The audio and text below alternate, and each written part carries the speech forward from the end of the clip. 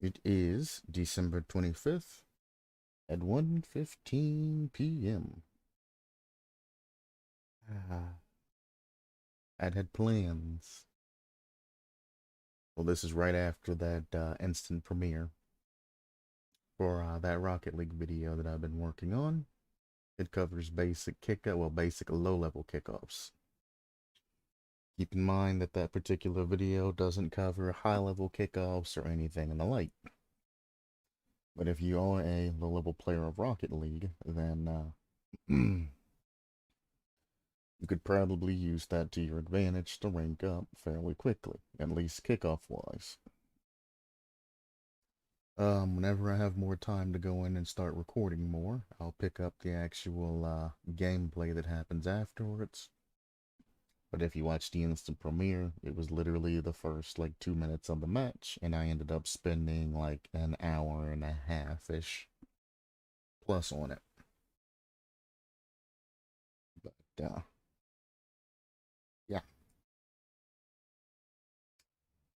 It was actually fun doing that replay. I ended up having to record the footage like 2 or 3 times though, because, well, different video editors. Some video editors want to leave watermarks on your crap.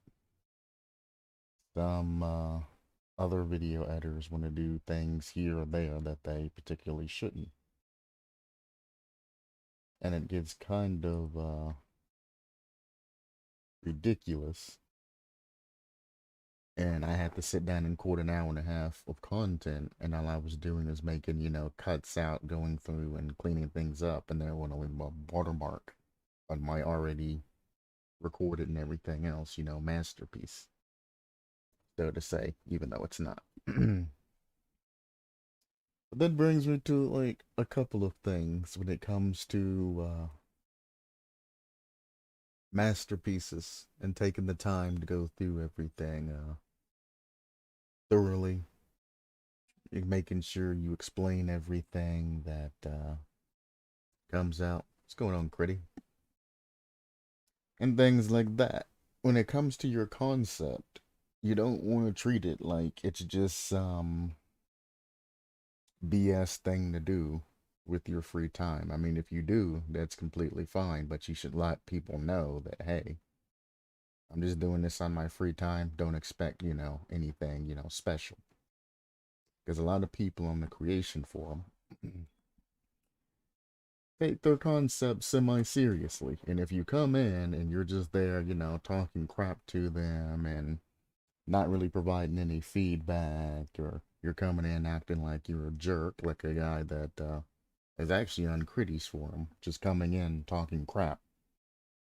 Guy has 11 posts, and of the 11 posts, most of them are them just going into people's reviews and just smack talking them.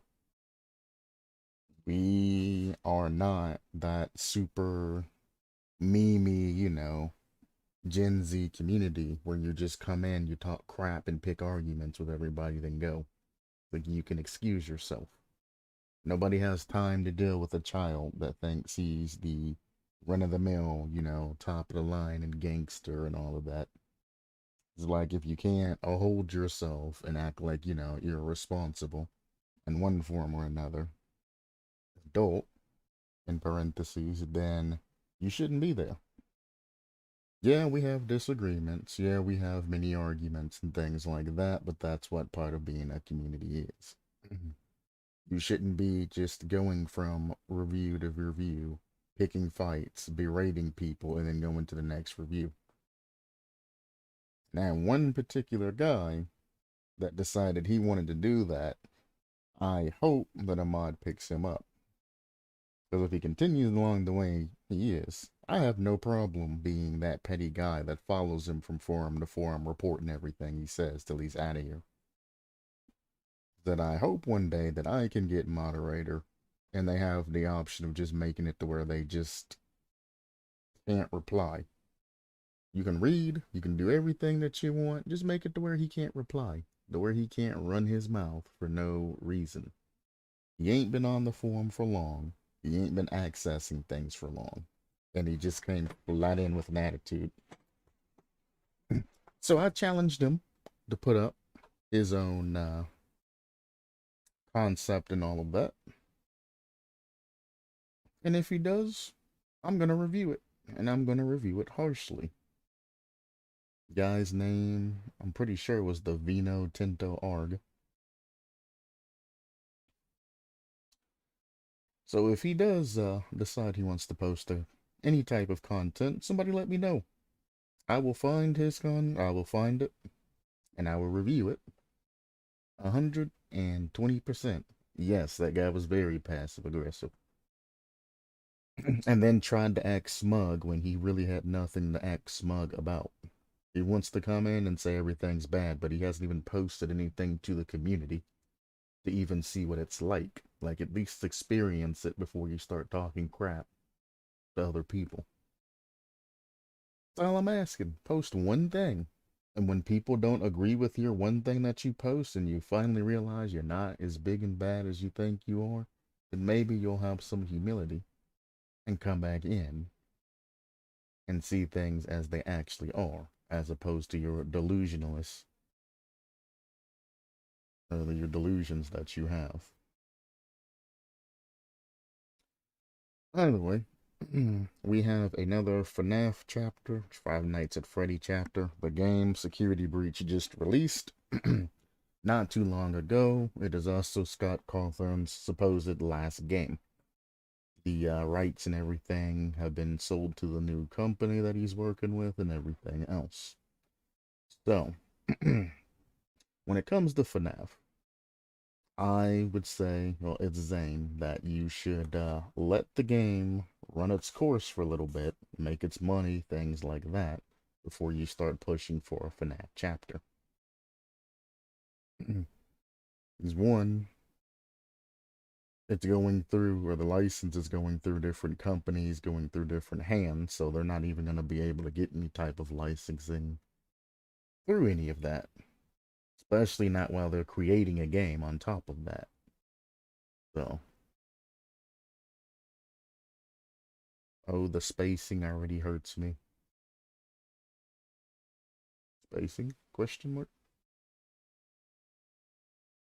No, I ain't even clicked on the concept.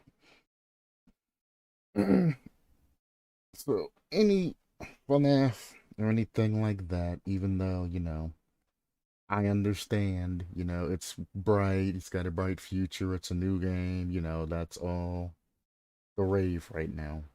You need to wait for that to pass and let them get what they want.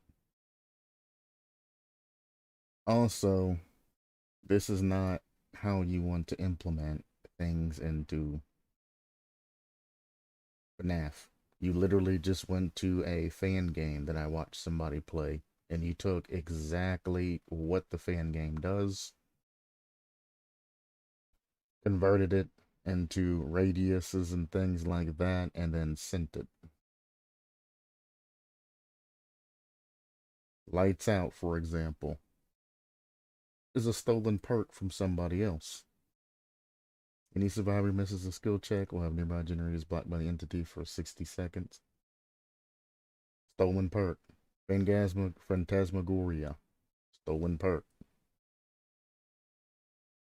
Um, Hey, it's me. OP perk, but at least it's an original one that you thought of. It's stupid. It makes no sense. If they haven't been in your tear radius for 70 seconds, they get oblivious and they're revealed by Killer Instinct. Absolutely dumb. So the one that was actually by you, you could see how much of an amateur you are.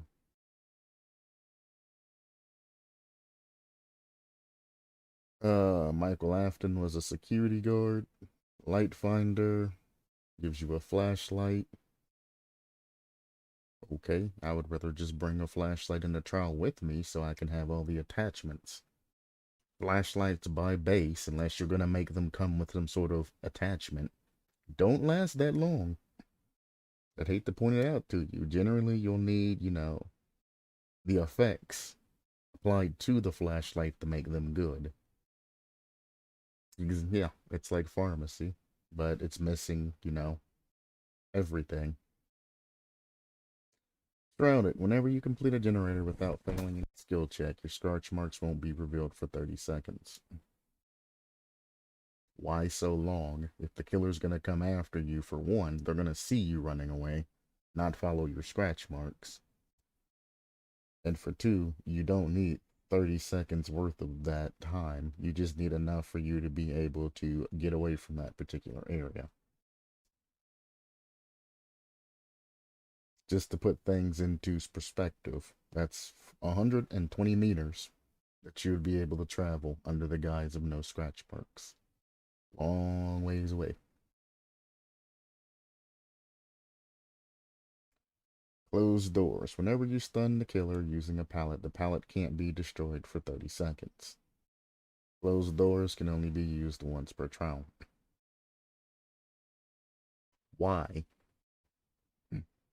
Why stop the pallet from being destroyed? Because, I mean, if you do this, you're going to have to remove the ability of the killer to be stunned. 2. You're going to have to find a way to where this particular part cannot be used on a god pallet. Or you're going to have to significantly reduce the amount of time that the pallet can't be destroyed on. Because that's what most players are going to do. They're going to get your attention. They're going to run you all the way over to a god pallet. They're going to stun you using the god pallet. And trust me, they'll take the hit to get the stun.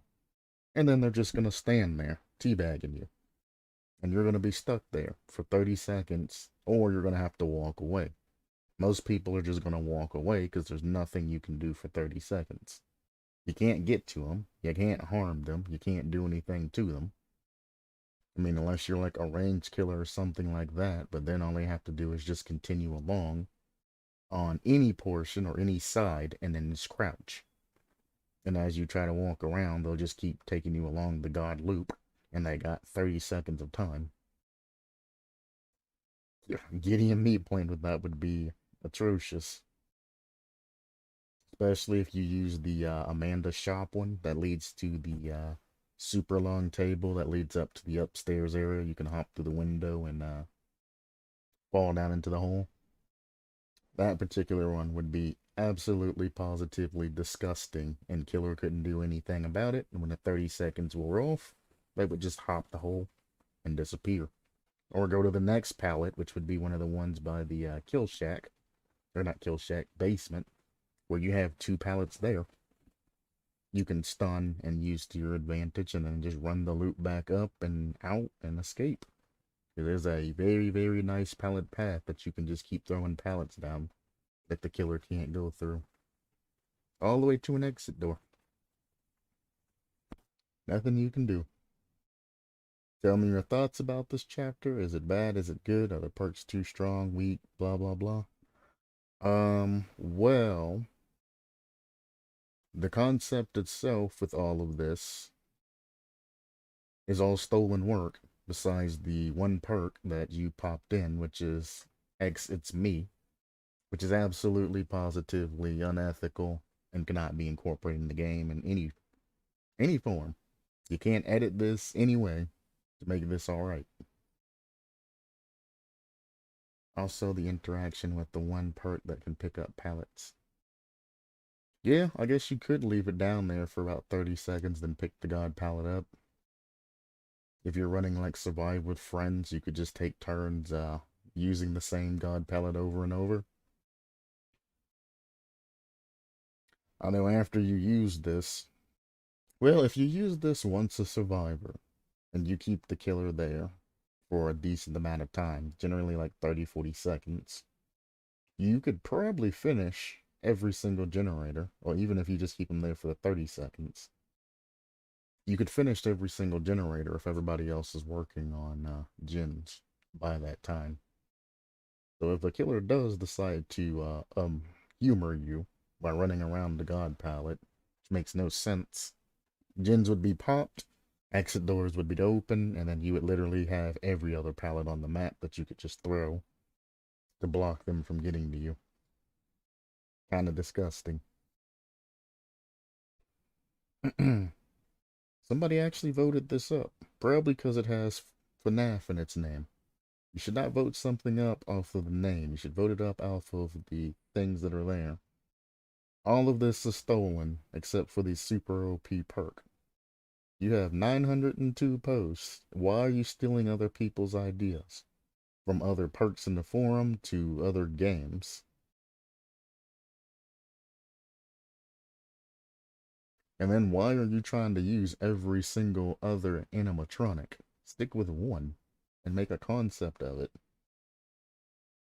You shouldn't be reaching that wide because your pool that you can pull from, you could have gotten 4 banger of concepts really thought out and all of that put in front of you. You just had to use your or apply your imagination to them. But instead, you made 4 really small half paragraphs for each character. And yep, that was my concept. There it goes. But no.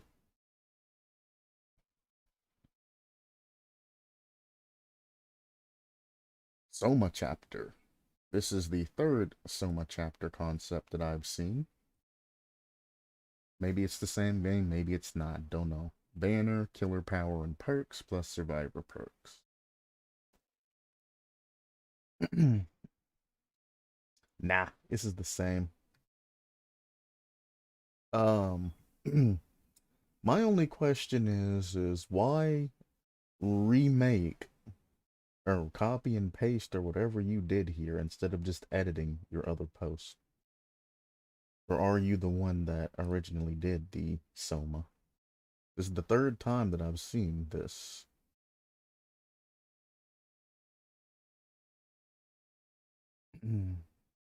There's the Soma.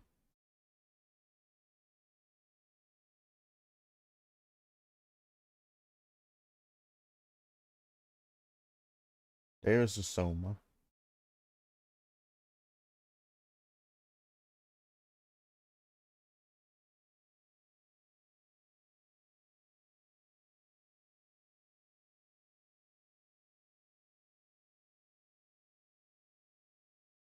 Nah, it's the 2nd time she's posted that. Oh, the only one for them? Yes. Only full chapter. So they've posted this same chapter twice. Once on October 1st, and then they reposted it again, I guess with more things. But instead of just editing the original post, they posted it all again with something else. Do I? Ah, there we go. Thank you.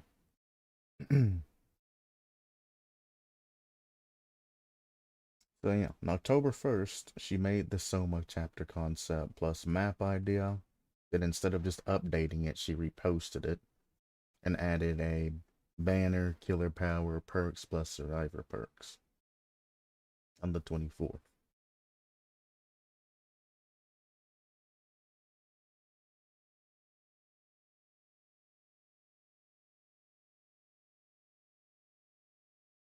I know, I review a lot. I didn't see that one. I did. I went over it the first time I seen it. Somebody else must have stole hers because there was a second one that I've seen before as well. And then this is the 3rd time that I've seen this. I've looked at it all 3 times. So this is the 3rd time, obviously. Um,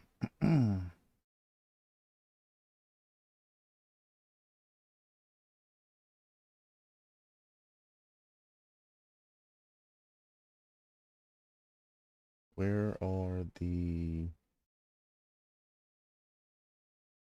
Where's the survivor? Is the survivor... Oh, the survivor's first. Okay.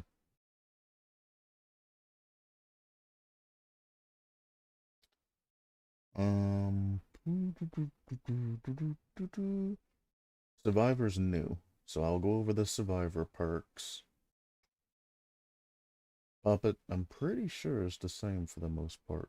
All of this is pretty sure is the same. Added some notes to change that, but for the most part, I want to say the survivor's new. I remember the name Simon, but I think it was for another survivor and another thing.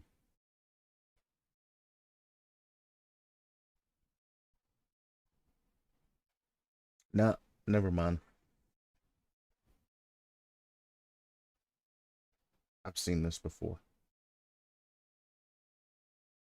I remember hearing the dead.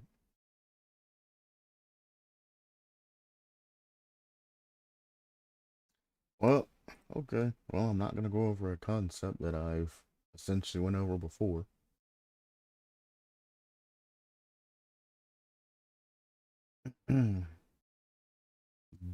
Jarl? Jarl? Probably Jarl. Dead by Daylight, Child's Play chapter. We'll just skip on ahead. Why does this say January 22nd? January 22nd, 2021.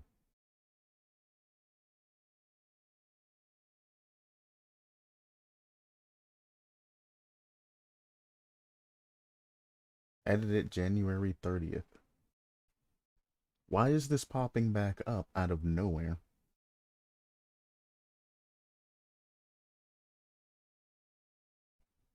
Also, I've already done this concept as well. What the hell?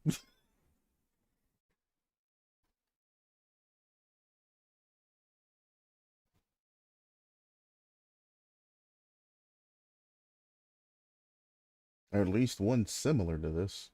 Same picture. I remember the pictures. Yeah, the transfer, the crouch. Why? What is going on? Why are things from the past just magically popping up? Matro probably dragged it from the depths of the forums. Could be. Yeah, I guess if he posted on it, makes sense. I don't know why he's digging that goddamn far. All right. See what your boy had to say back. Hmm. All he could say is Merry Christmas. Really? I asked him to post a creation and see if he could do half as good. Time to post up or shut up, my guy. All he could say is Merry Christmas. Mm-hmm.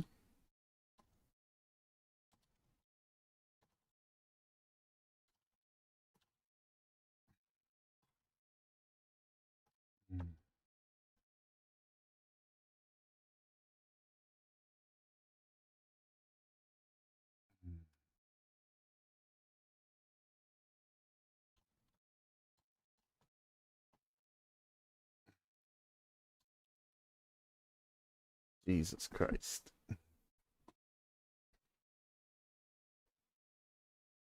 Telling you, Gen Z to the T right there.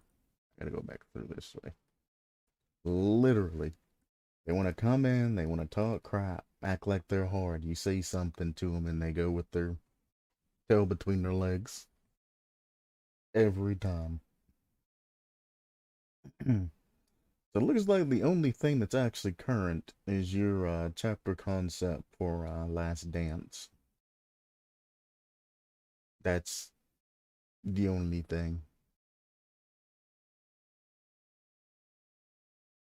So I've wasted essentially 24 minutes and got nothing done. Cool. New killer, the bandit. This is the second bandit creation that I think I've seen thus far. I mean, if you know, don't count pirates and crap like that, and Vikings, etc., etc. This is the second one. Killer name, Haley Monroe. The bandit is a silent killer, capable of appearing and disappearing at a moment's notice.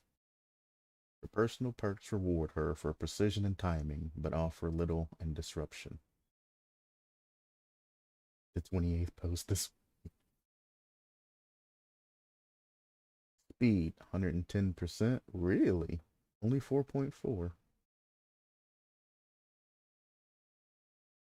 My boy was ready. He was ready, sitting at his computer, waiting for me to comment back. Holy crap, I've never seen anybody insta comment back that fast. Jesus Christ, he has nothing to do with his life right now. Nothing to do. He immediately, like, literally as soon as I pressed that button, he was sleeping at his computer waiting on that ding. And he was like, oh, yeah, I gotta reply back now. Holy cow, dude. Vino, bruh, do you have, like, no family or no friends or anything for Christmas? Go do something with your life. Don't be sitting here. Wow.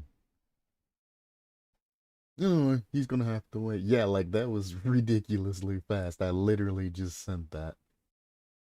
But 4.4 meters per second, 28 meters. Weird value, but silent waltz has a max range of 26.4 meters, so I thought it was the most fitting. I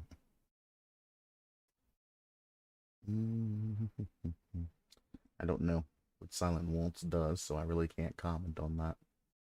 Very weird though to have 28 with only 4.4. Primary power, silent waltz. While holding the power button, silent waltz will activate. While active, the bandit is able to move at 8.8 meters per second for up to 3 seconds. So that's 26 meters in 3 seconds. Well, you said 26.4 meters in 3 seconds. I'm pretty sure that is faster than Nurse. I'm pretty sure.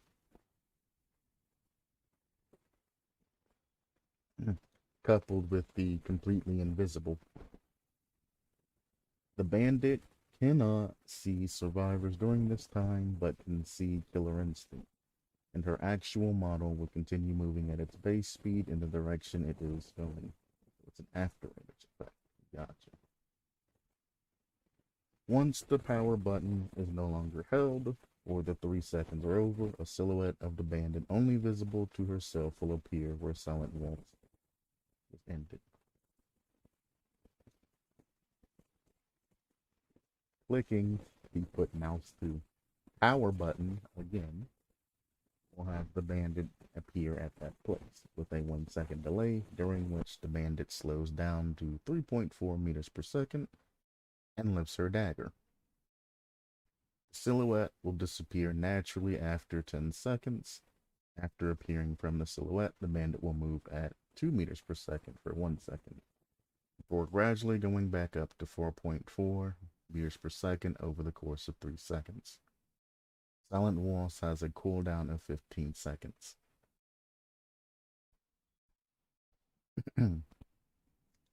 What the hell did I just read, Critty? So you have essentially an uninterruptible nurse's teleport, but you're invisible while you're doing it. You leave an after image that just continues moving regular speed towards the direction that you're going. When you let go of the power button, or after the 3 seconds are over, the silhouette of the bandit that can only be seen by the killer itself will appear where Silent Waltz ended. Clicking mouse to again will have the bandit appear at that place with a 1 second delay. So then you are essentially planting a place to where you can go. And if you want to end up going to that place, you're letting go of the button. It posts up a silhouette. And then if you click the button again, you teleport to wherever that particular place is. So the crux of this power is essentially moving around in this after image, sneaking up behind the survivor, placing a marker down, letting go, and then teleporting to that particular marker and then getting a hit.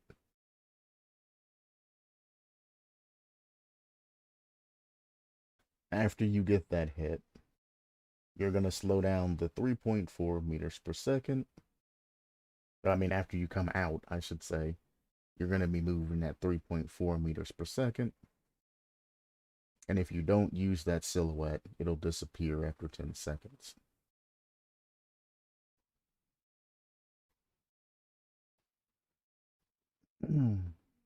Potential rework idea could be forcing the bandit to appear at the silhouette after a few seconds rather than making it optional. I mean, it's sort of like Pinhead's chains, for the most part, is what I can compare it to, where you hold the button to put down a particular portal that you can see through and around and everything like that. And if you like the location, you then press the button to shoot out a chain. The chain will be in your killer at this particular point, travels, and then can hit survivor. And the chain speed's not necessarily fast, so it would be roundabouts the same. And that's typically it, except for, you know, your killer's the chain in this particular aspect.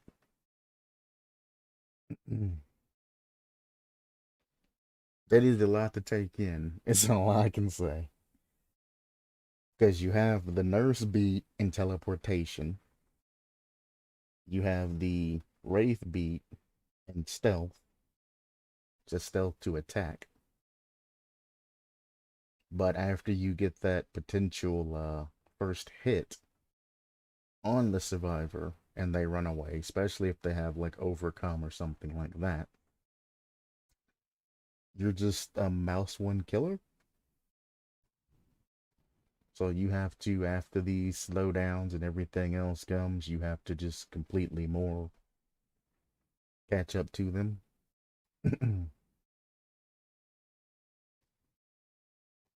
I'd compare the bandit more to spirit, but instead of phasing to get the hit, you have to phase first to set up the trap, then you can get the hit.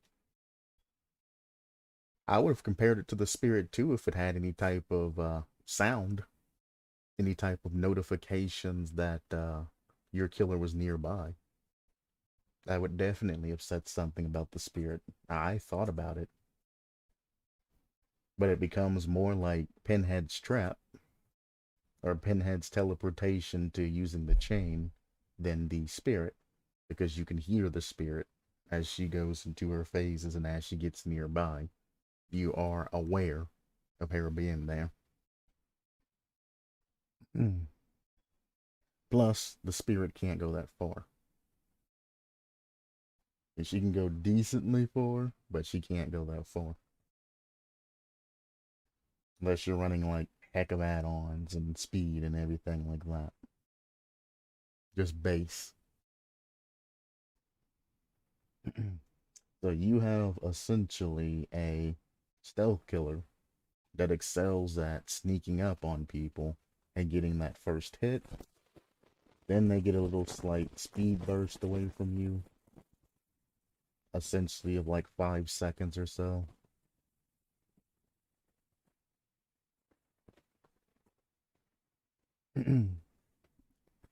So we're talking about base spirit.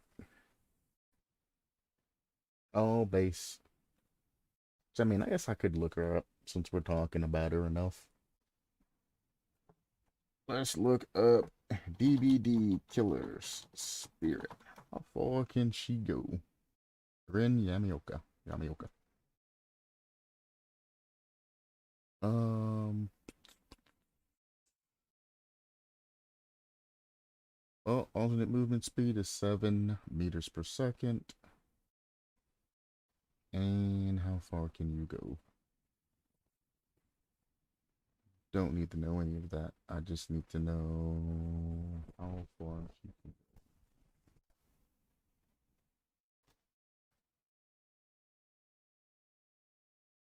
5 seconds. So yeah, 7 times 5 is about 35 seconds.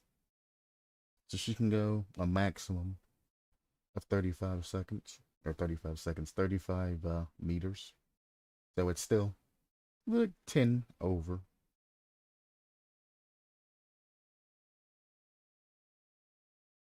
Not bad.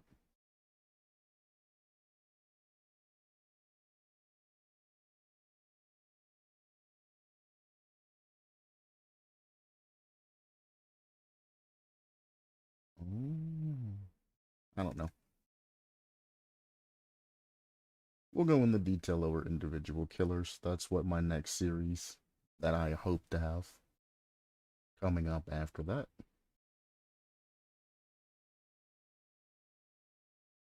That up. So the spirit can go 10 more meters farther than your silent killer. Which I mean, albeit 10 meters ain't very far, but it is a little bit farther. You, however, do have the faster speed boost of 1 meter per second on top of her as well. So by the time your 3 seconds is up, you're at 25-ish or somewhere around there. And at the 3 second mark, she's at like 21. So I mean, it's kind of a torque over horsepower type thing. You have a lot more torque than she has, and she has a lot more horsepower. So she can go farther than you can, but you can get to wherever you need to go faster. Is what that's comparable to. Now, the bandit cannot see survivors during this time, but can see killer instincts. So, because you have those particular parentheses, but can see killer instinct, that lets me know that somewhere incorporated and down the line, you're going to have some sort of way to reveal killer instinct.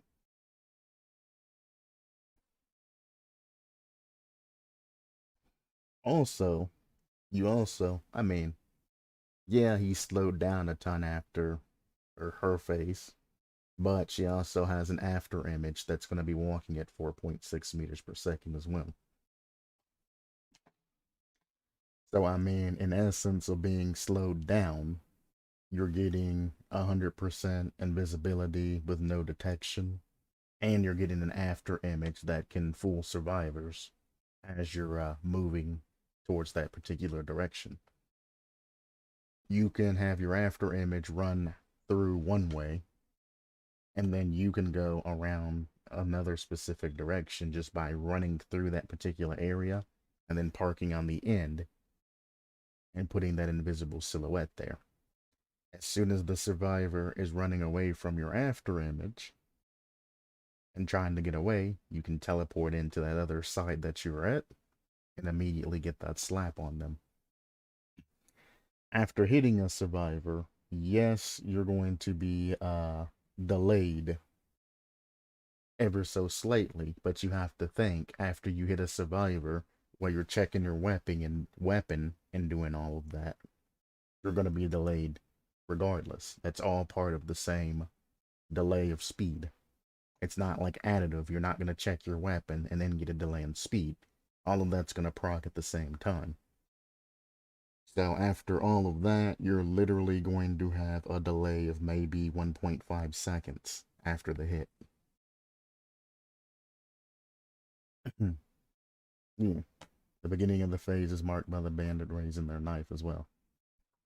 So you can use that illusion to your advantage to try to zone a survivor into a particular trap of you or where you're waiting. Especially if it's like kill shack generator or something like that. You can make them shit themselves and run the opposite direction if you come in and through like that. And as they try to escape, you can just be waiting outside and just bink. By the time you get done checking your knife, your cooldown is for the most part up, and then you can continue on like essentially nothing happened. So I mean, honestly, the cool or the slowdowns that you have and all of that really aren't doing anything, and you could actually remove them and have the same effect.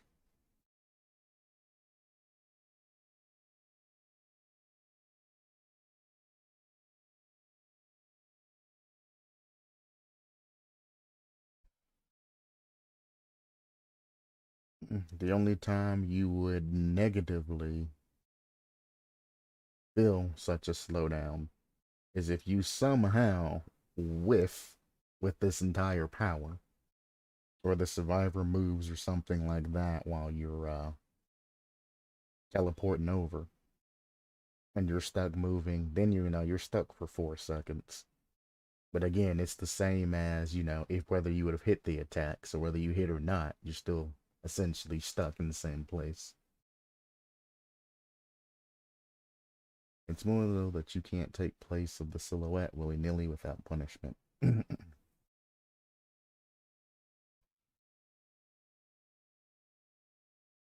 Yeah, but like I said, you're punished about the amount of time it takes for you to slap a survivor, check your knife, and then continue on your way. So regardless if you hit the power or not, it's essentially the same amount of cooldown and slowdown.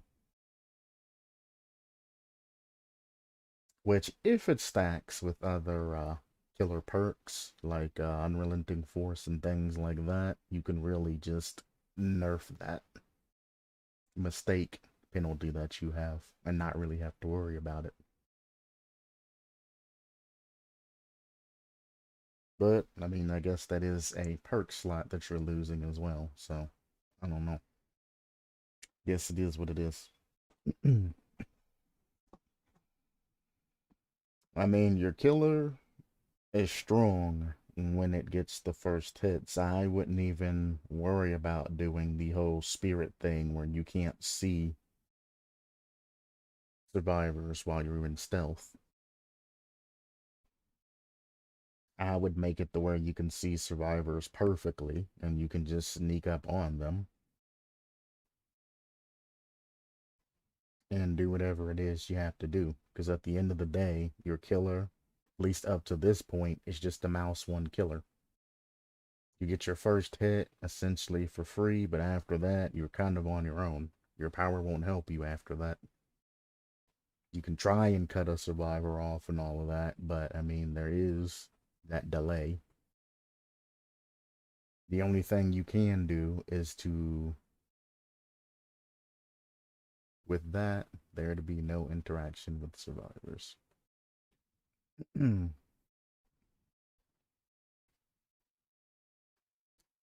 mean, obviously, when you're in the particular mode, you can't. I mean, you either got stronger spirit or you have stronger wraith. I mean, take your pick here, or even stronger pinhead. You got to kind of take your pick on the path you're going down here.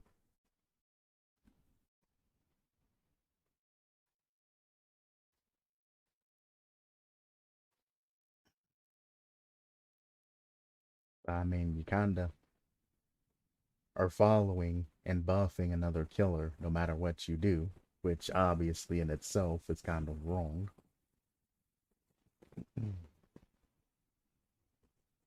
I see what you're trying to do with the ability to have the after image and teleport to where things are, but I think there might be a better way to incorporate this.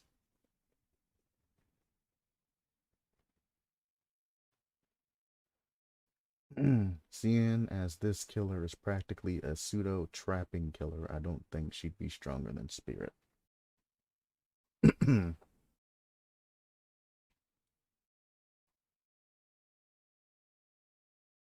Well, Silence Wolves has a cooldown of 15 seconds, which we just read.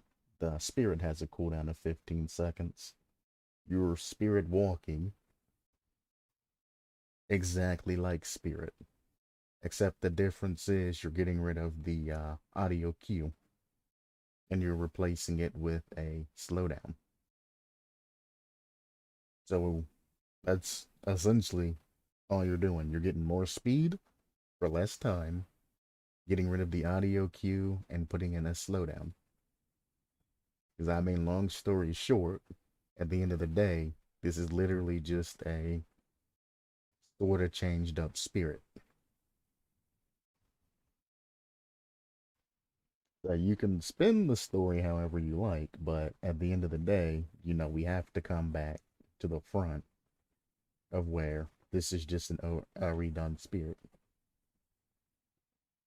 Yeah, the start of your teleportation, you're marked by holding your knife up. And at the start of the spirit's thing, you can still see where her body is. Her body stands there as the spirit does. At yours, the body starts to move. You're not understanding what I'm saying. You're literally taking spirit piece by piece meal, and you're just sort of changing how the spirit thing happens. And then you're continuing to run with it. As I've said 1,000 times in 1,000 different reviews, keen survivors will turn and run away from where you likely set up the silhouette. Keen survivors would actually run and then just try to find out where your body's running from. You can see your body running, then that's the obvious safe spot because you're not going to be there in that particular area. But it's not really a keen survivor type thing either because you can easily, teleport somewhere that's outside of their strike range or directly behind them to where they really can't do anything. Because if you want to go off of keen survivors, again, if you look at your baseline, clicking mouse 2 again will have the bandit appear that place with a 1 second delay.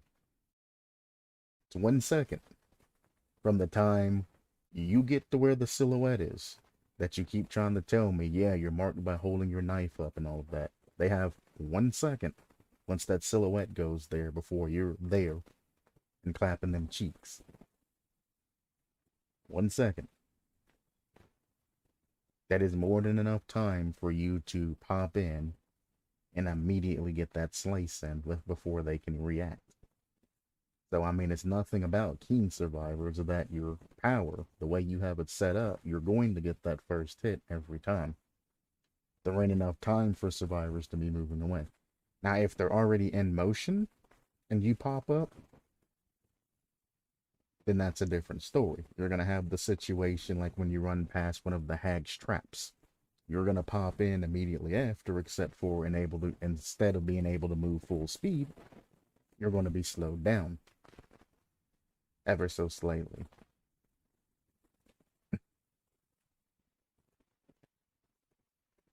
Because right now, I know what you're picturing in your mind. Well, I don't know exactly what you're picturing, but I know sort of. A lunge isn't long enough to hit a survivor unless they're on top of the silhouette.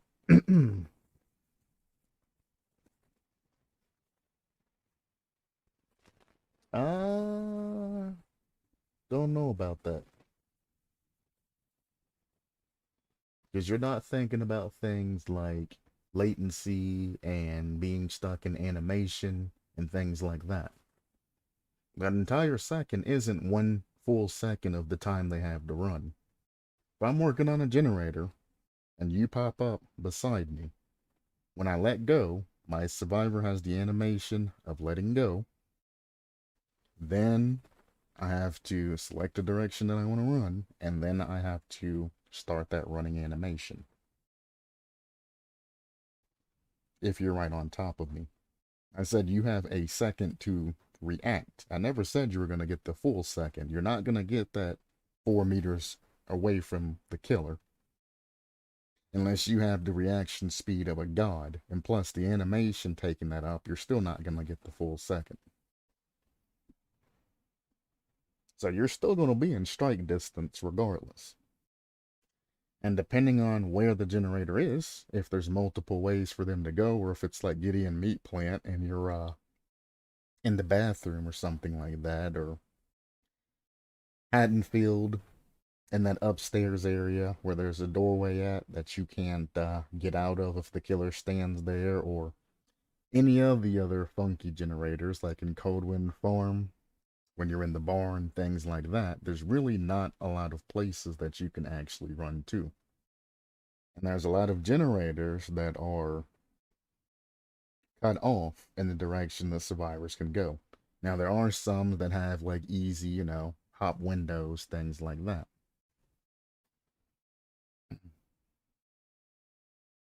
What do you mean they don't have perfect reactions? You literally let go of the power button and then press the power button again. By the time that silhouette pops up, you're already teleporting there. It's almost instantaneous.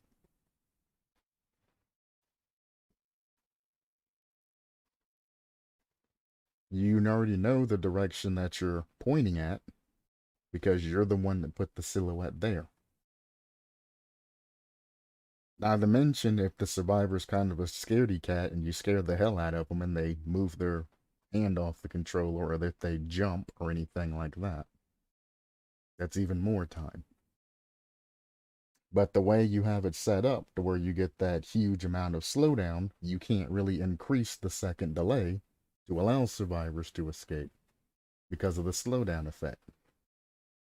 So increasing the 1 second delay makes your killer's power very weak. But keeping it at a 1 second delay enables a hit almost every time.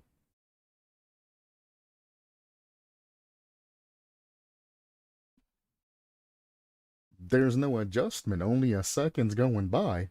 As you come in, you're hitting them. Think of like the hag. When somebody runs across one of the hag's things, how she pops in. Granted, there's auto targeting and things like that, but for the most part, survivors are going to continue in the direction that they activated. And that's a survivor that is in motion. The hag teleports in and immediately slaps. This survivor's not going to be in motion, and you're going to teleport in and immediately slap. There ain't that much direction that a survivor can go.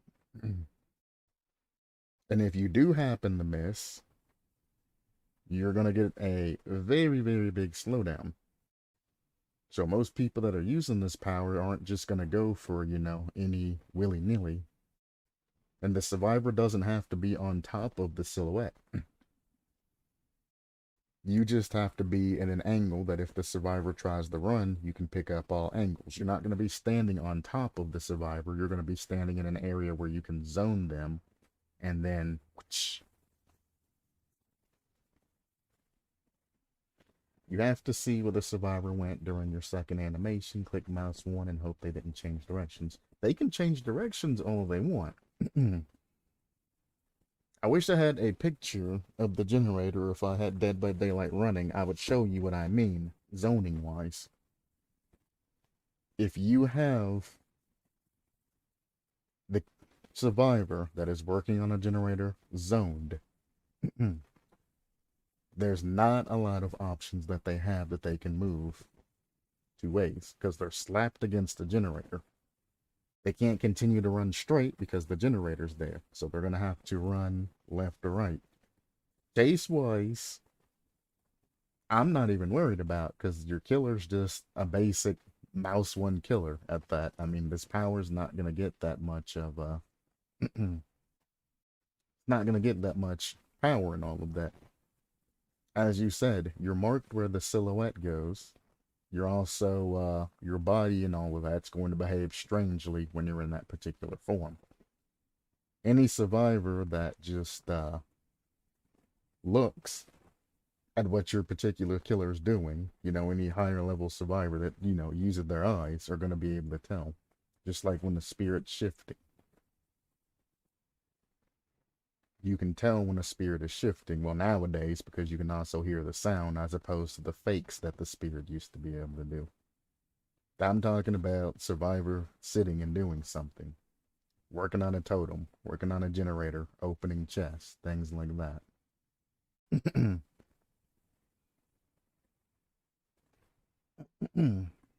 Like I said, pursuit wise, I don't see this is where your killer loses the majority of its power. It's literally just going to be a chase, a mouse one killer. Once the power's up and you, whether or not you get that first hit or not, it's going to be the determining factor of whether you're going to hit that particular survivor or not.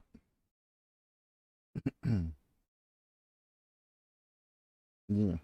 But while using the particular stealth power, yeah, somewhere around there. Yeah, but while using the stealth power and survivors are stuck in any type of animation, again, it's going to be a free hit almost every time, because you can easily zone a survivor.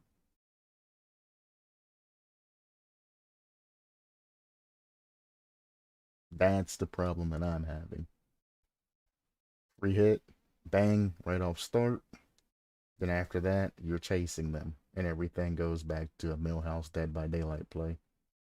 People that have, the prodigal skills or any type of prediction skills can use the silhouette and all of that to try to get an advantage. But it's really not worth it because if you don't set it up and they notice that what you're doing, that slowdown is just kind of whoosh.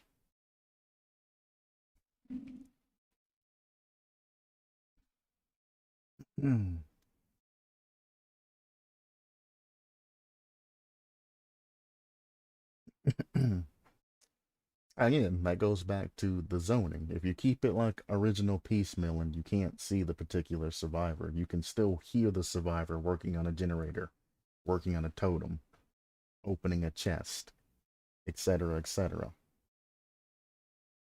All you have to do is zone the generator for when you come out of your power, you can slap a survivor again almost every time. As long as that survivor's stationary and doing something that makes sound, it's a free hit.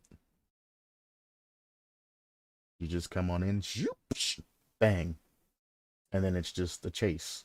In any of those situations where a survivor's making noise, even if they're healing in a corner, they're still stuck in an animation making noise to where you know where they are. Also, you have enough time to, if you do go into a specific area, you can figure out which side.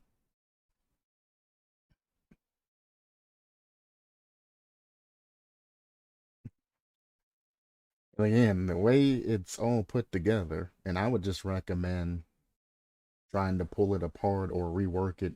Well, I don't say rework or redo it entirely.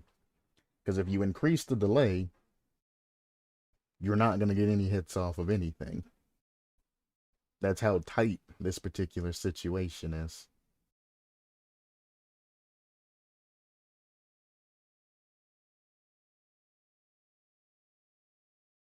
I don't know. Did you? Oh, you should have said. Gotcha. I mean, not being able to hear survivors would stop survivors running, and any survivor that's injured, it would save that. But I mean, there's still blood patches or blood that appears on the ground, things like that. So as I said, you would have to really, really get this very tight. And then you have the issue of this is like a baby of like three or four different killers' powers all put together. Which is one of the reasons why it's having such issues. Is because it's drawing from different aspects of different killers. Yeah, but if you nerf it that far, then what's the point of playing the killer, you know? Yeah, you're just gonna be just a gen hunter. Any survivor that's on a generator or any survivor that's going for an unhook. Now you got a camping killer that camps generators and camps hooks. When they get them down for an unhook, you know, when you see that they're on their way over, you use your power to stock up on them as they're getting the unhook. Boom, you come out of cover. Bam, you either re-down the person, grab the other person, hit that person. They're on a generator, same thing. And if you can't do that and you extend the delay at which you're coming out of that, you're losing all the ability of being a stalker. Because as you're coming out and you're going slower and things like that, after you get that first hit, the survivor's out. They're gone. Especially if they use Overcome, which I see a lot more people running nowadays. Well, the people that can afford it. You hit them, you're slowed, they got that increase of speed, they're gone, and you aren't going to be able to catch up to them. Like I said, and I ain't even gotten down to the rest of this. This is just still just the main primary power.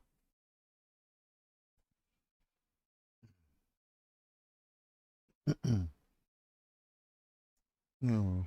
Like I said, you're gonna have a hell of a time trying to get this work as it's, or get this to work as it's implemented as it is. I would come up with 4 or 5 different ways of which you can incorporate this power before I would go with just a definite rework. Just take the time to just chill on this particular concept and just go through and see things as they are, run everything through, take the time, you know, to look at things. But as that, just, it's gonna take time. Creation should take time. It shouldn't take you a day or two to put a creation together. It should take a long amount, especially if it's a chapter.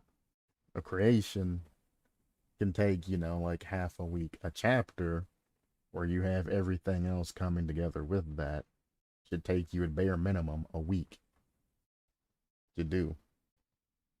And that's working on it a bare minimum of about an hour a day. It should take time. And as you're completing everything, piecemeal for piecemeal for piecemeal, you should have to go back and you should have to go over it again and keep combing the hair until you can get it as fine as possible. And once you submit it at the end, people are going to come in and probably point out things that you didn't see yourself, which means you're going to have to go through and start the whole process over again. And that's one thing that I don't see nowadays on this forum, and it's kind of disheartening because most people will put out chapter concept and have 2 sentences in their concept, and I'm like, chapter, huh? Alrighty then, guy. I'm not saying it's you, but just more and more it's been happening. Secondary power wise, Bandit Secret. The bandit can search chests, taking 2 seconds as opposed to a survivor's 10 seconds. Items gained through this are stored in a bag the bandit carries. Holding the active ability button will have the bandit take out the most recently stored item and alter it before placing it on the ground. This process takes a total of 4 seconds per item, during which time the bandit can move at 2 meters per second. Before I read any further, any item that is, or anybody that is going up against your particular killer that sees an item laying on the ground is going to instantly know not to pick up said item unless you are already in a chase or something like that. So, having an ability that only activates like that whenever they pick up, use whatever, we'll find out the activation on it, like that is very risky, and they will metagame the absolute Christ out of you. Now, what I would like to see, since you are effectively taking an item out of a chest, altering it and placing it on the ground, I would like to see that that particular item Either have a rare add-on installed on it as you're setting it down. It's kind of like bait to a trap, or the item's rarely be upgraded to make it worthwhile to pick up. Because if it stays the same item, then it's not worthwhile to pick up, and it's just going to be left to rot as it sits there. That's also why they can place items in chests, and why that's not the end of the secret. I know, I ain't read all the way down to the end. I'm just going over what I'd like to see before I read any more through, and what I'll be looking for. But yeah, we'd like to see that the item being altered is better and worthwhile to actually take out than, or when it, I think I said that backwards, worthwhile to pick up after it's been altered. Altered items will use up charges 100% faster, and when used will mark the survivor using them with killer instinct. Altered items can be placed either in an open chest or on the ground. So yeah, having the charges being used up faster, definitely the item should be better. There is no limit to the number of items that can be bagged. That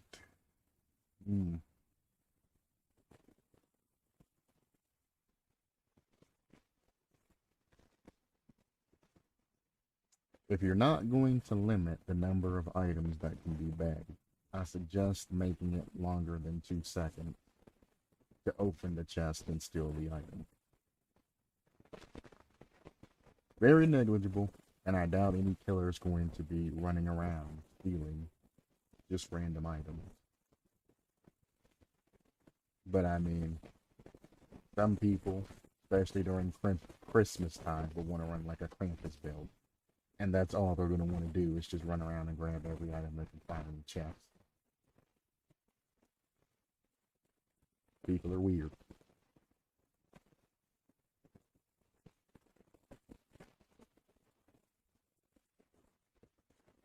A bandit can also hide in an open chest by holding the active ability near it.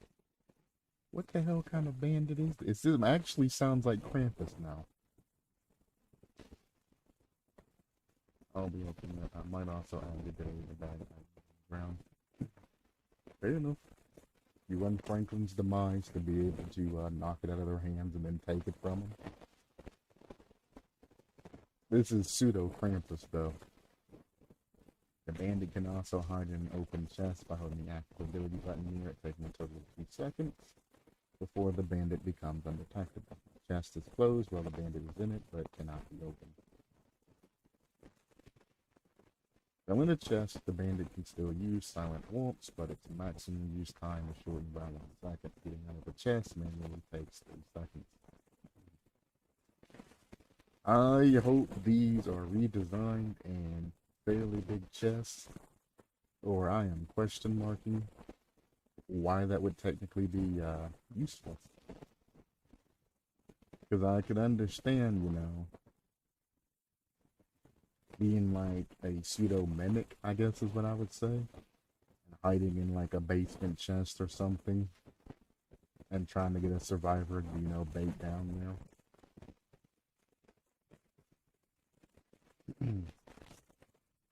But I mean, at that point, you might as well just set a trap on the chest instead of just jumping in it, losing 1 second of time, your power. And you just set a trap on the chest instead of jumping in it. And if a survivor tries to go in it, you know, bang. Or make it to where the chest just can't be open as long as that locks on that particular chest. If you want to add killer instinct to it, you know, to catch somebody that's going in the basement and trying to open an unopenable chest, you know. Good trap to catch somebody in basement. You know, somebody always goes to the basement chest because it's a guaranteed spawn. Who knows? I don't know. It's just a suggestion. Kind of a suggestion against me because I'm usually that survivor that jumps into the basement that like, oh man, I'm injured. Nobody wants to heal me. I'll just check basement chest to see if I can find a med kit. But since I'm in basement, I know I'm safe because killer's not going to check down there. For me, that would be a nightmare.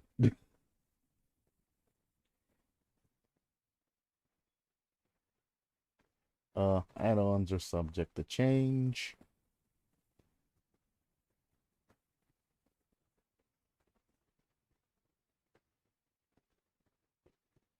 Might also make an eerie add-on base kit in order to maintain its secret there. Fair enough. Perk-wise, Hex Insight. You've wasted no time studying your targets. As long as this hex remains standing. Oh boy.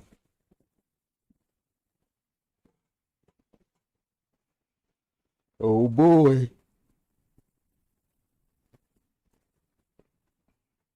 Interacting with any object, opening a locker, breaking a pallet, kicking a generator will show the aura of the last survivor who interacted with it.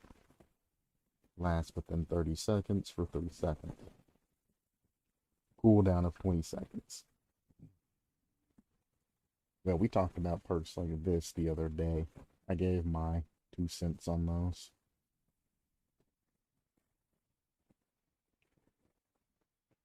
Dexterous. They think they're quick, and yet you're so much quicker. For 5 seconds after a survivor vaults a pallet or window, you can vault the same object 50% faster than you normally would. And if you do, gain a 10% speed boost for 5 seconds. So, live for a killer.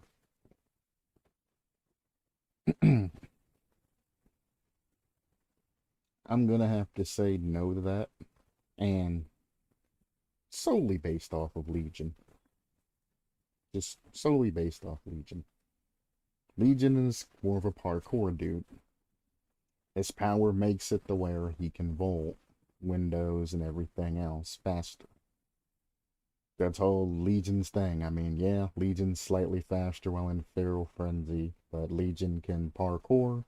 And if you run the particular add-ons, you can actually break pallets while he's vaulting them and vaults windows faster and all of that other magical things that Legion can have. So giving Legion a live effect would be fun, I guess you could say, to say the least. But I don't think every single killer should be able to fast vault Legion and fast vault like Legion. Like Pyramid Head or something like that that has that range attack shouldn't be able to fast vault objects. At least not without the assistance of multiple perks.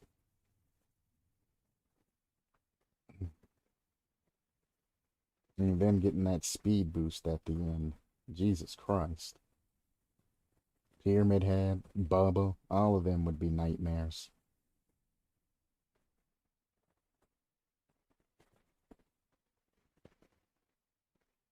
And then on the other end of that, the 5-second speed boost is ridiculous. It literally makes the Kill Shack in particular is one of the ways useless because you're going so fast.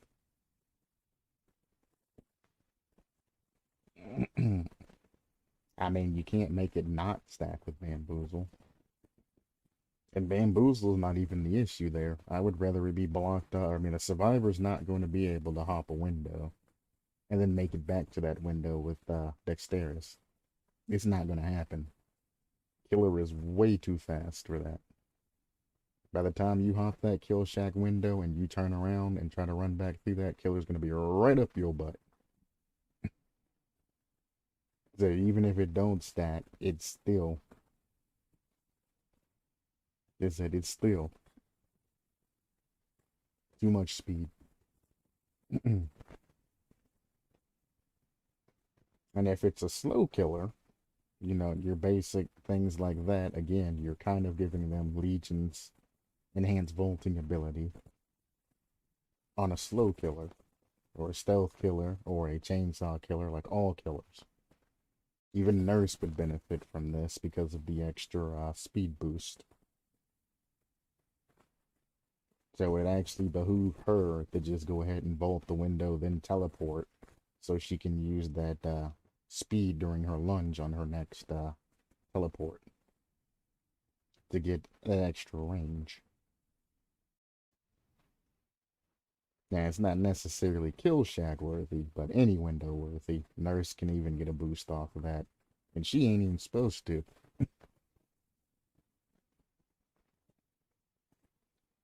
Scourge Hook Stygian.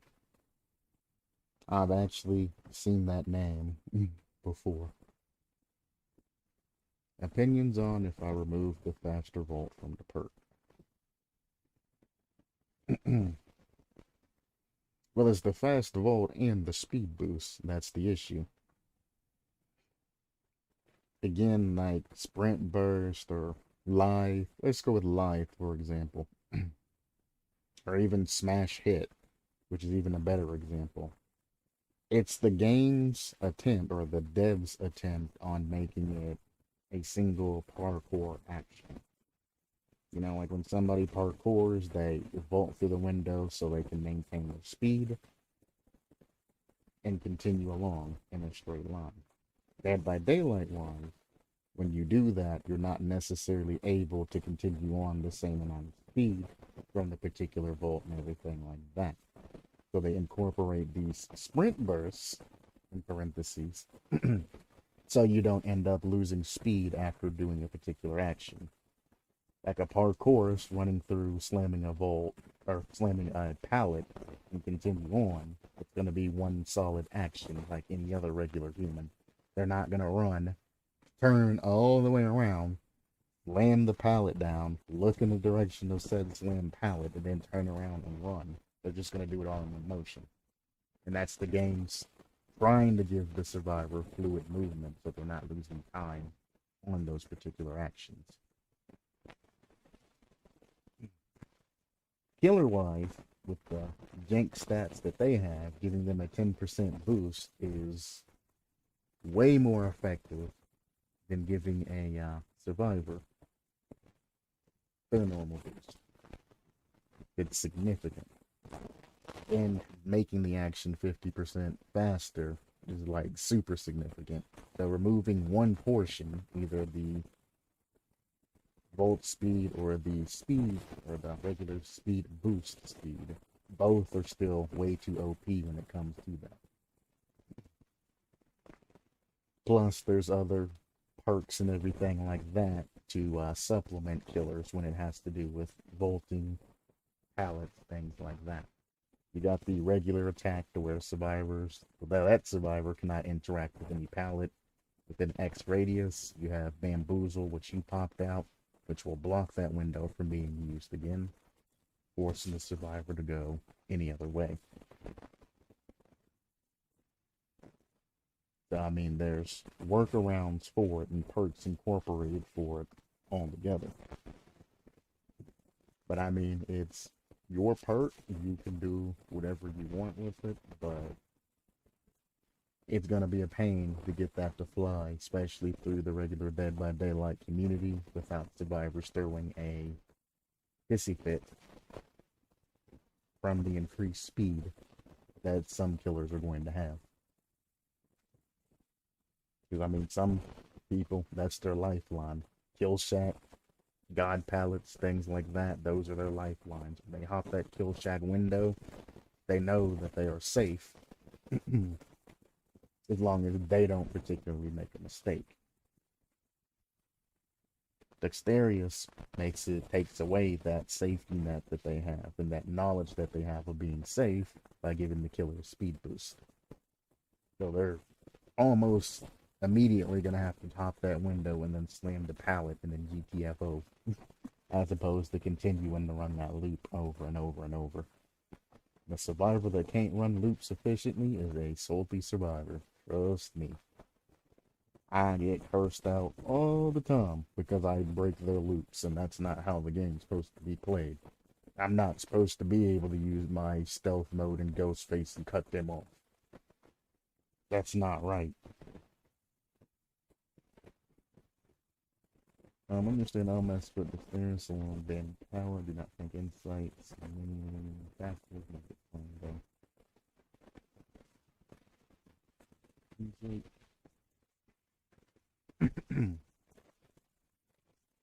That's it.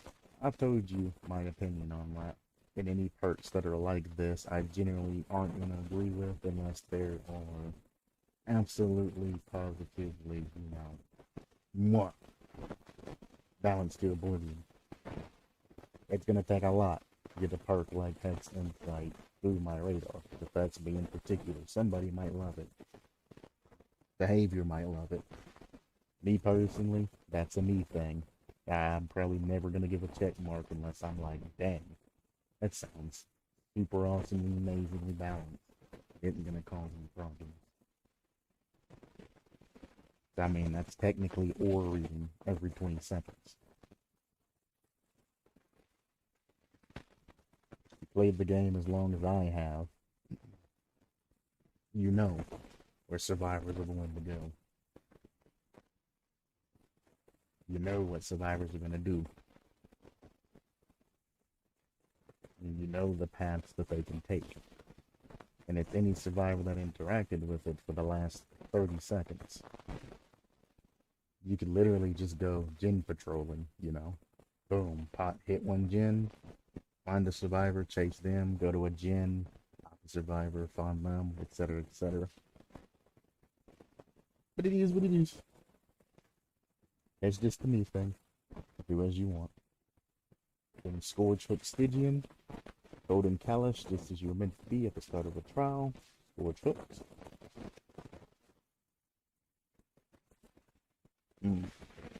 Each time you hook a survivor on a Scourge Hook for the first time, this hurt gains token. Jesus Christ.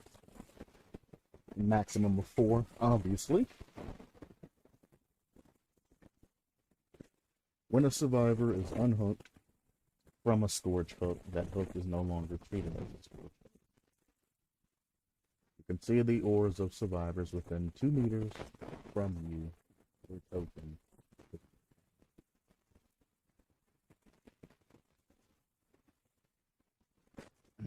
Just forever, or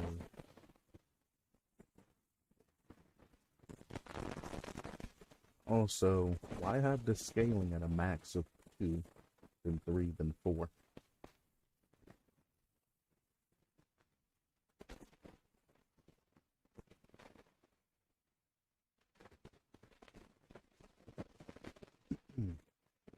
That's just odd to me. It says each time you hook a survivor for the first time. So that automatically, you assume that you can get a full power out of this perk.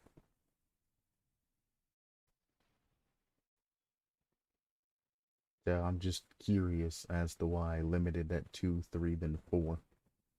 You would think that the meters from you would be the thing that's changed throughout all of that. Whereas the beginning, when you have like one, it's like 1 meter per token, you can end up getting 4 meters, things like that. What the hell was my goal with this killer? To try and make every perk and killer concept I hate balanced.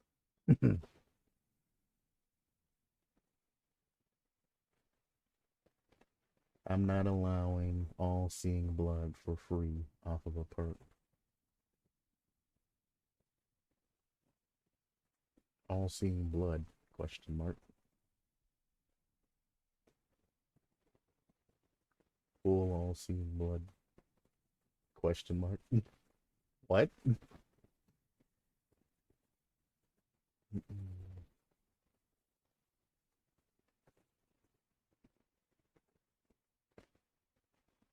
I'm not allowing full all-seeing blood for free off of a perk.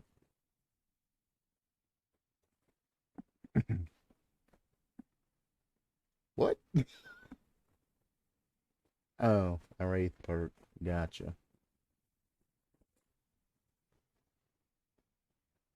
Oh, you're talking about like Bloodhound, where you can see the pools of blood brighter. Which I thought it was Bloodhound. Maybe they changed the name of it.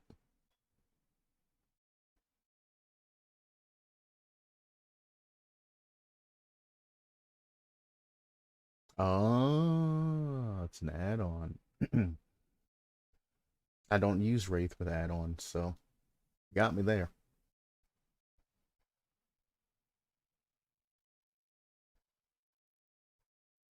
Well, then I guess you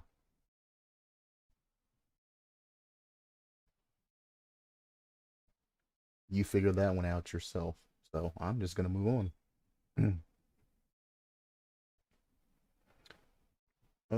New survivor. Anna Monroe is caring but prone to outbursts with their personal perks rewarding swapping styles of play to suit the situation. Well, seeing blood is an add-on. Wraith has to see the auras of survivors within what used to be 12 meters. Is it while he's an invisible or just at all times?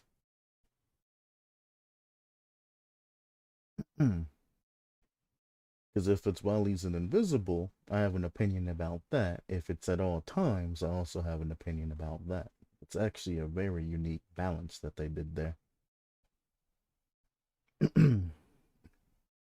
All right. If it's just through invisibility, or yeah, while he's an invisible, it's kind of negligible. Because I mean, it's 12 meters, yeah, but I mean, you are invisible and quite fast as the Wraith. So, you know, survivors generally won't even be able to see you till you're closer because of the balancing that they did. But old Wraith, when you could see him walking across the map as a shimmer all the way across map, yeah, he definitely needed a little love. If it would have been the other way around, I mean, obviously he would have his tear radius and all of that, and it would actually reward you for not using your invisibility nonstop. So, it's actually a very unique balancing whichever way they would have went for that. But not using your power at all generally gives you that aura reading. For Wraith, when he gets a speed boost to power and he can turn invisible very well nowadays, ever since they changed him, I could see it. While it's an invisible, is irrelevant. He's gonna sneak up on you regardless. 12 meters doesn't really do much for an invisible killer. So I could sort of see it. I could see where it can become a problem, but I assume they tested the 12 meters in public test beta and they figured it out. That also answers a lot of my questions that race were able to find me when I thought I was fairly well hidden. Now I know why. I thought they were good. No, they were running add-ons. Oh boy. They nerfed it down to 8 meters recently. Makes sense then. So they have went through and reworked that. Makes sense. Makes sense. So yeah, like I said, if anything else hasn't been changed, I mean, I could see problems and things like that, but behavior will eventually wire that to where it's fine and not making Wraith OP. It's in their hands now. Anna Monroe, concentrate. After being in a chase for 20 seconds, this perk activates for one use. So every chase it's going to activate. Gotcha. Or is it just. Don't say at the end this can only be activated once. So I'm assuming essentially every chase that you get in, you're going to get one charge. Yes? When you heal another survivor without using a med kit, you will heal them 33% faster.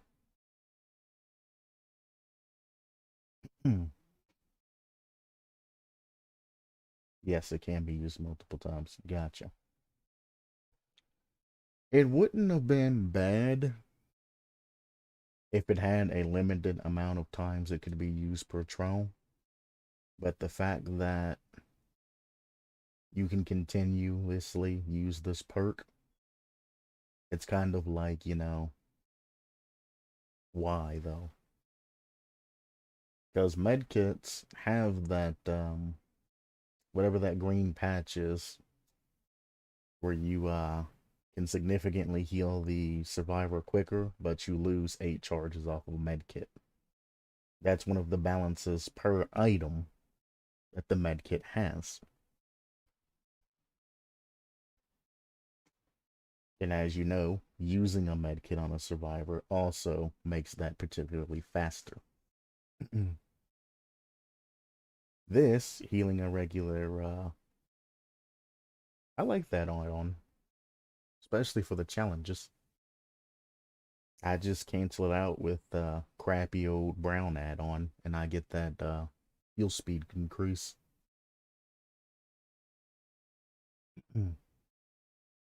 I don't know, works well for me. And then if I have to be altruistic and heal people when I run challenges, and then I run renewal, to where you have to heal somebody to get that free heal off hook, it works well in the build.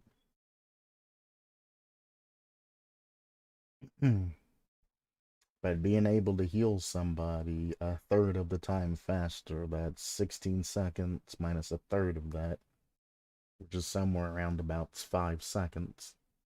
So you're looking at 10 point something seconds to heal a survivor. Now, granted, it's only once per chase, but I mean,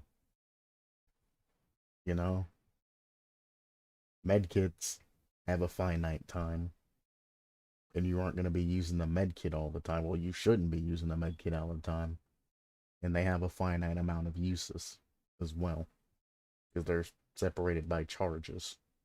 As opposed to any time you decide to get in the chase for 20 seconds, you get this perk. So if you're the main runner of a group of survive with friends, or you just have bad luck, you'll end up getting a very, very, very good value from this. But if you decide to chill and just do generators and you never run into a killer, you now have essentially a dead perk on your hands.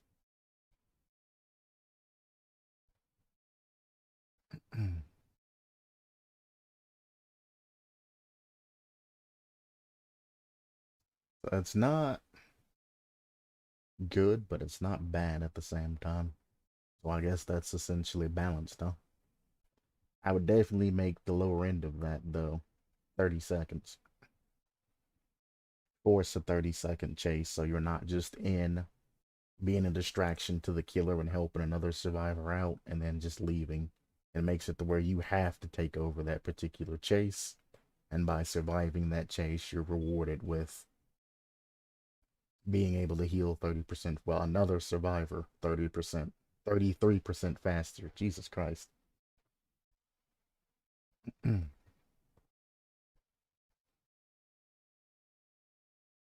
Alright, it's not decent. I like the perk. Leave it as is, change it, do whatever it is you need to do. Final thing I have to say about it is it's for the most part balanced. We'll give it a check mark of approval. Easy fixes. It's in a state of at least 80% or more accuracy.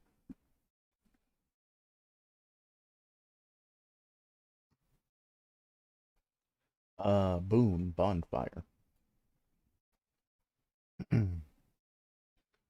Press and hold the active ability button near a totem to bless it. No, boon totem. Yeah, that. Cooperative action speeds are increased by 20%. This does not stack. The aura of all other survivors within the boon totem's boon's radius are revealed to you.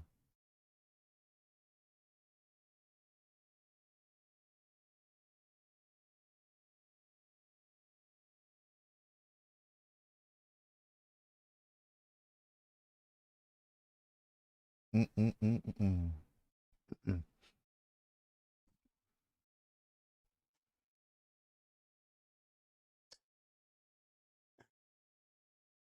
That's that's mm.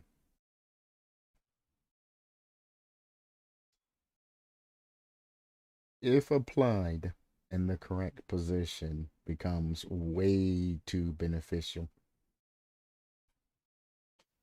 But with the new totem spawn system and things like that, ooh,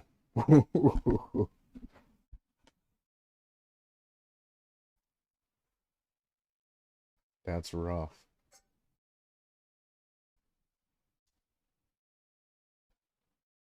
Because if you can manage to get this particular aura over a generator, most importantly, the kill shack generator, you can knock that out very quickly. And if basement is there, killer has just lost a huge bargaining chip. Like a huge bargaining chip. 20% faster? It's insane. There's just two people working on a generator is 44 seconds, and you can take 20% or a fifth off of that. That's what, like 8 seconds or so? It's a little more than 8. But I'm just gonna say 8 seconds because I'm lazy. Yeah, 5% faster than prove thyself.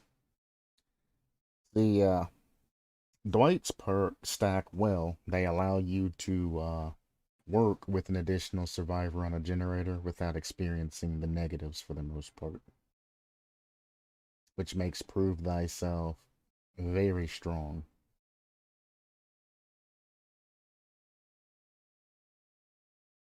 But 20% is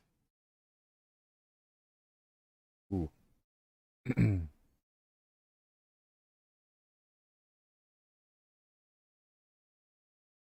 Like Jesus. And you say that this does not stack, but if somebody's running prove thyself and they're standing in that totem, it's gonna have to stack. Two different perks with two different effects. I could understand that, if you manage to get two totems that close to each other, some sort of weird spawn or upstairs overlapping, it doesn't stack with itself, but there's a lot of perks that'll increase speed, like spine chill and everything else. So, I mean, it's gonna have to stack. But I mean, it's literally just boon, prove thyself. So why not just go off of what behavior set as a precedence and just apply prove thyself to a particular boon and call it a day? We have boon unbreakable. Why not boon prove thyself? As much as I want to argue, behavior hasn't even balanced out their own damn game. They're just implementing bull crap now. Yeah, we're just gonna give you boon unbreakable and just give you the ability to get up whenever you want. Rip no mither.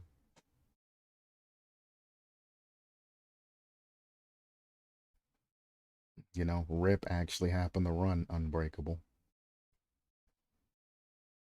Especially if you run that circle of healing, the no mithers and all the other crap. Well, I guess not no mither, but circle of healing with it. Unbreakable with boon exponential. They just have that super fast, pickup time. Even run that crawling perk, or at least the perk that the time that you spent recovering goes in the wiggle time that Ash has, and you have a hell of a build. If they don't pick you up, you're up. If they do pick you up, your wiggle bar is going to be so far filled up unless you immediately pick up, which leaves you to flashlights and things like that. Problems can occur.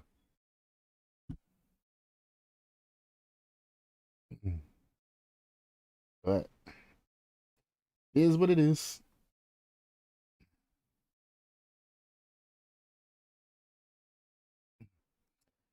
I'd say leave it as it is. Change it to the exact same speeds as prove thyself. And behavior cannot argue because they entered in boon exponential. and everything like that. And Boone Circle of Healing and all of that. Implemented exactly as Dwight's perks. The aura of all other survivors within the Boone radius obviously is going to have to be plucked off that. But yeah, add a perk to a Boone. That's the new thing to do nowadays. That's behavior's motto. So that's, I guess, was what I'm going to go with. Follow the creators of the game and do what they do. I don't agree with it, but you know, it is what it is. A lot of people don't run Boone Exponential unless they're making meme builds or SWF or anything, anyways, because, well, people know. At the end of the day, it's still unbreakable, and how useless unbreakable can be against particular killers. So, Boone Refraction. Press and hold the active ability button near a totem to bless it and create a Boone totem. All of that. Flashlights consume 100% less charges. Perks with recharge times recharge 40% faster. This does not affect exhaustion. Perks with the time requirement can be used 10% faster.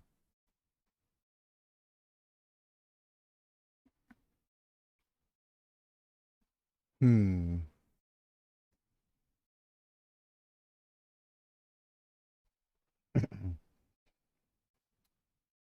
Flashlights.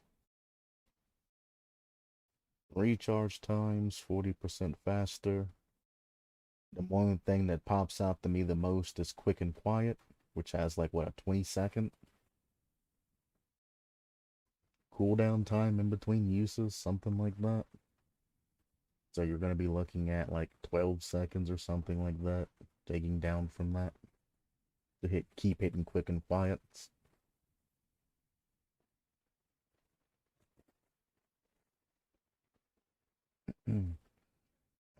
I guess you'll get flashbang faster if that's considered a recharge time. Would this? I don't think it would affect head-on rush. I mean, it does kind of, because you have to be in the locker for that. It might affect head-on, or head-on, not head-on rush anymore. Head-on.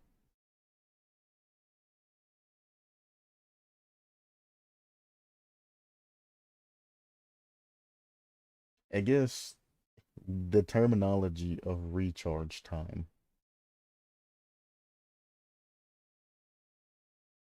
it will determine whether or not what, so flashbangs,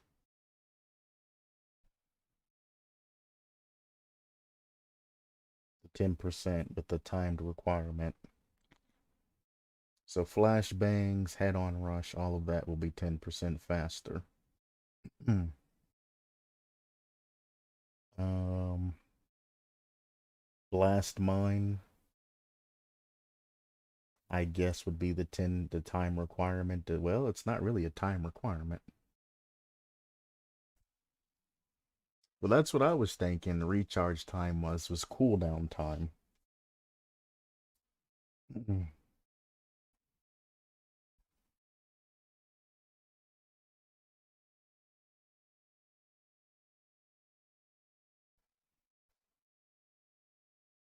Hmm. I don't know. I'm gonna trust in you that you went down and looked at every single perk and you got a true balance of this. And obviously, if something's not, ridiculously broken or anything like that, it's completely fine. I'll trust in you for this one. Because, well, I don't want to feel like pulling out a perk list and going over each individual perk. That would take way too long. And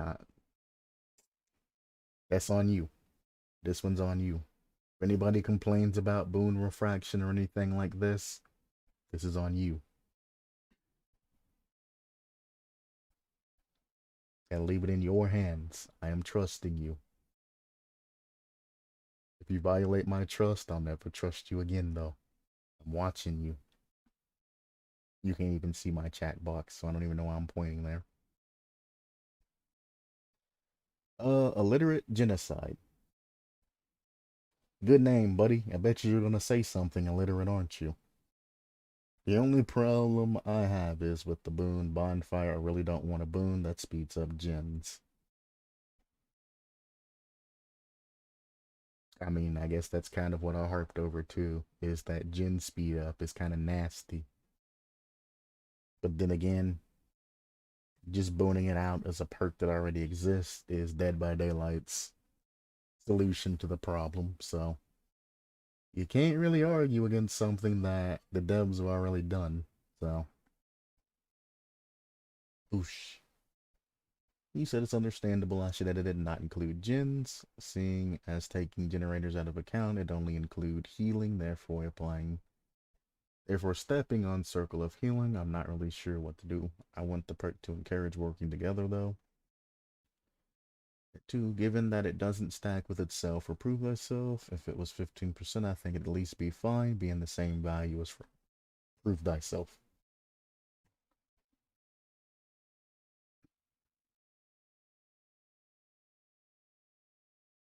Fair enough. Take that, slap that on another boon, so nobody else has to run prove thyself ever again.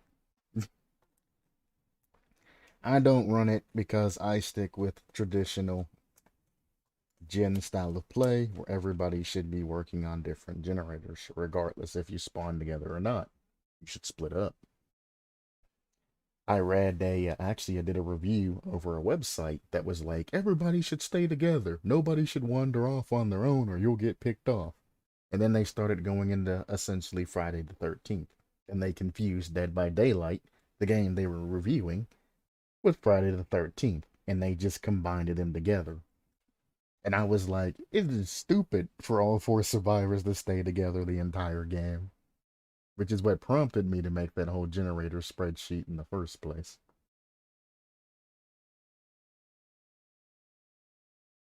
Yeah, that website wasn't very good. And it was just one that I randomly found while searching for tips and starting out on Dead by Daylight.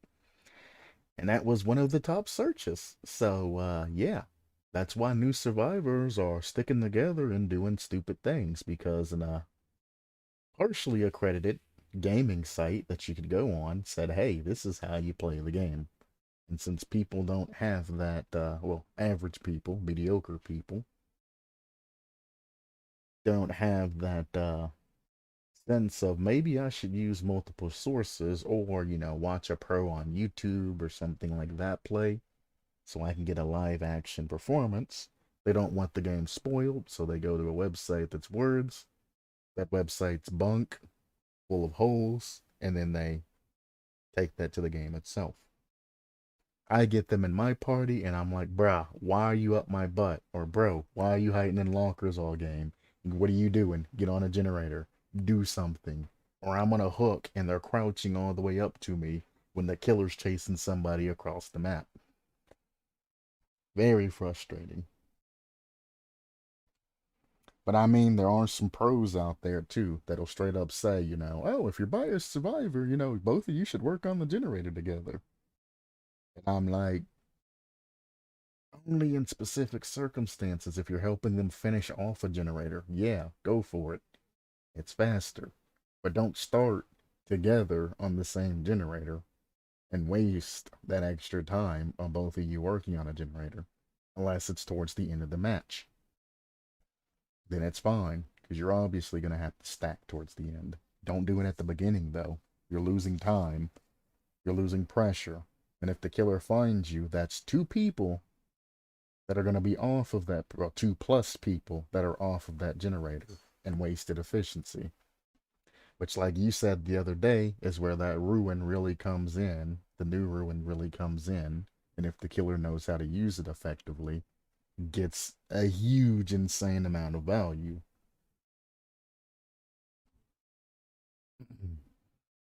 But if they're smart, and they separate and go to 4 different generators and one person runs killer, then they aren't getting that much value out of ruin, which is where old ruin got its huge amount of value. Old ruin, Gen Rush was a counter for that. New ruin is just to catch dumbasses not playing the game right. You know, if you apply it effectively, it's an insane amount of value. If you don't know what you're doing with it, you'll get no value. You gotta learn how to run the perks you're running with, you know? Don't pick a perk you don't know how to use, is what it comes down to at the end of the day.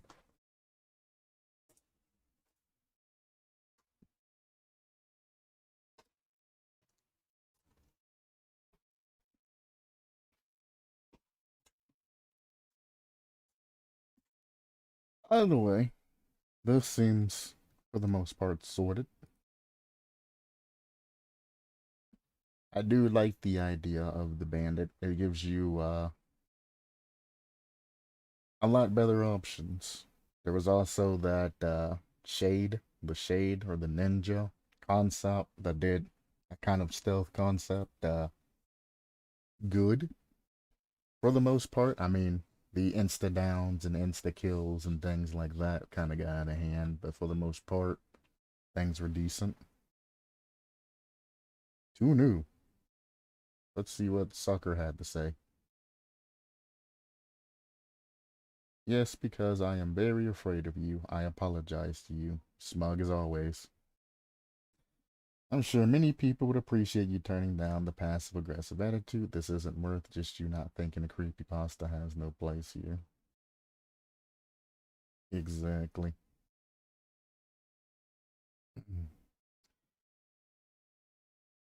Funny thing about this is, I guarantee if I was sitting in front of this particular person, their whole demeanor and their whole attitude would change. I'm a big dude. I've done a lot of things in my life. I have particular mannerisms that make people uncomfortable and make them get intimidated by me. It's just something I've developed and, doing things throughout the course of my life. A lot of people say that I'm intimidating, and I don't find myself intimidating. It's probably because I generally don't take the time to talk much, especially to people that I don't know.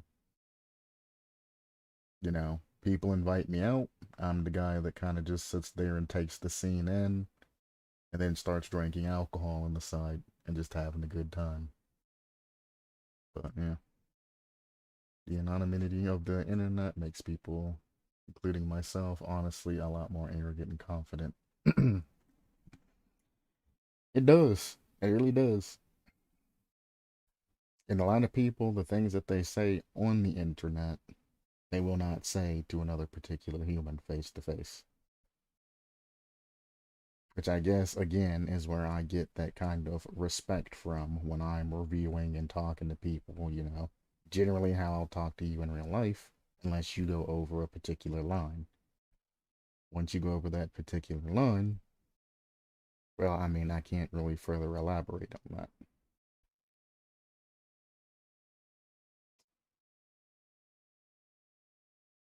But let's just say Q ain't no gumshoe. you know, very educated. I went through 2 colleges and I'm still making certifications and things like that to become other things. I've been master certified diesel technology. I'm going through the whole rigmarole in psychology. I've done part of that. I've gotten a lot of certifications. I've gotten a lot of different jobs. I've been a manager in all but 2 jobs that I've worked at. I've went through the military. I've done a lot of things. Q has seen some shit. Q has done some shit. Leave Q alone. It's the reason why Q feels old as hell and talks slow and things like he is. Q's been around there. I guarantee you this kid isn't gonna say most of this stuff to my face. I guarantee it, because when he's seen me, he's gonna have that realization of I don't know. I just get this instant realization of people just looking at me and then they're like, man, I might want to respect this dude. He looks kind of crazy, you know? That's a big dude. Maybe I don't want to push his buttons. And most people, when I walk in, just instantly respect me. I rarely run into a situation the where I'm out in public and people are just outright rude.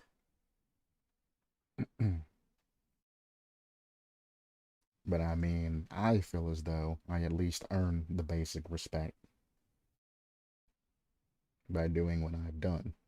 So it is what it is.